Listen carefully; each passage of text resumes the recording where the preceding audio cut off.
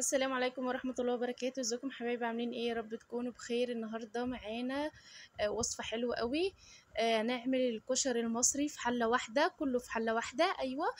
وفر عليكي مواعين ومجهود. بالنسبة بقى للمدارس وكده، ولو انتي ست عاملة هتوفر عليكي وقت ومجهود وكل حاجة. هنبدأ في الأول بتحمير الشعرية، وننزل عليها بالرز المغسول سريعا كده عشان الفيديو ما يطولش. انا عندي كل حاجة سريعة ما شاء الله. فهنزل بالرز المغسول على الشعرية بعد ما تاخد اللون الذهبي الجميل اللي انت شايفينه دوت.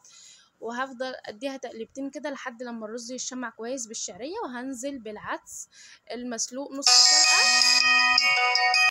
العدس هيكون مسلوق نص سلقة، واكون نزلت بيه برضو اقلب تقليبتين. ومعايا بقى هنا المكرونه ميكس على بعض.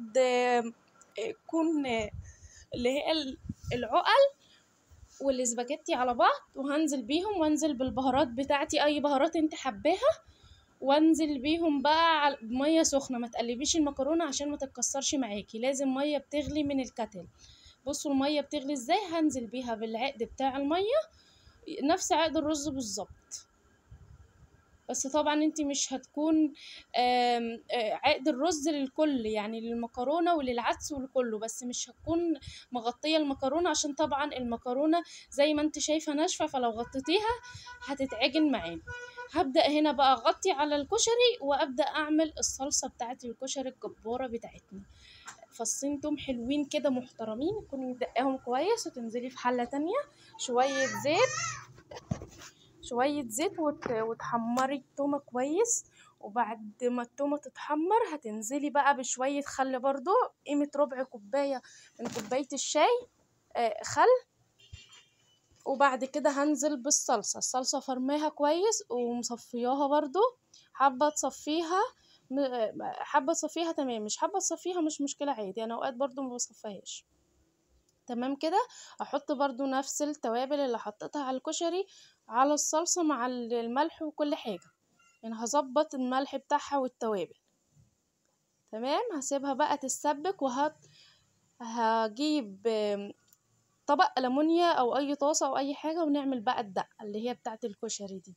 شوية توم برضو ونحمرهم كده كويس ان هو ايه ياخدوا لون برضو. وانزل بشوية خل، وابدأ بقى ازود مية على حسب الرغبة، وشطة وملح وبهارات نفس اللي انا حطيته برضو. بس بقى بزود الشطة شوية، حباها مشطشطة على قد ما انت عايزة، اختياري. ادي كده بعد ما شاء الله الكشري، شايفين الكشري مفلفل. انا حمرت شوية بصل. الكشري مفلفل، لا معجن ولا ني، مظبوط ما شاء الله. بصوا تمام التمام. يعني فعلا الوصفة دي حلوة قوي، بتوفر عليكي مجهود، بتوفر عليكي كتر مواعين ان انت ما تبهدليش مواعين كتير، وفي نفس الوقت سريعة. ادي كده بقى نحاول بقى كده نحط شوية بصل كده علشان الشكل اللي هو الفنش الاخير دوت. البصل الطريقة بتقطعيه جوانح او جوليان، وبتعفريه بقى اللهم صل على سيدنا محمد، الدقيق والنشا. وبتعمليه كويس، بتنفضيه كويس من الدقيق والنشا، وتقليه بقى في زيت غزير لحد لما ياخد اللون اللي انت عايزاه. والحمص عندي سلقته سلق كامل طبعا. ويستحسن يكون منقوع من قبلها بساعتين. ادي كده بقى الصلصة، شايفين الجمال؟ بجد كان خطير. جربي الوصفة وبجد مش هتندمي. لو وصلتي بقى لحد هنا من الفيديو ما تنسينيش في لايك واشتراك وكومنت جميل كده زيك، يحفزني ان انا اصور الوصفات الجميلة. ويا رب تكوني استفدتي من الفيديو بمعلومة او باي حاجة بسيطة. ما تنسينيش في اللايك اشتراك كومنت. ويا رب الوصفة تكون عجبتك. اسيبكم بقى كده ايه بشوية مقتطفات كده من الفيديو، وأتمنى تجربيها. السلام عليكم ورحمة الله وبركاته.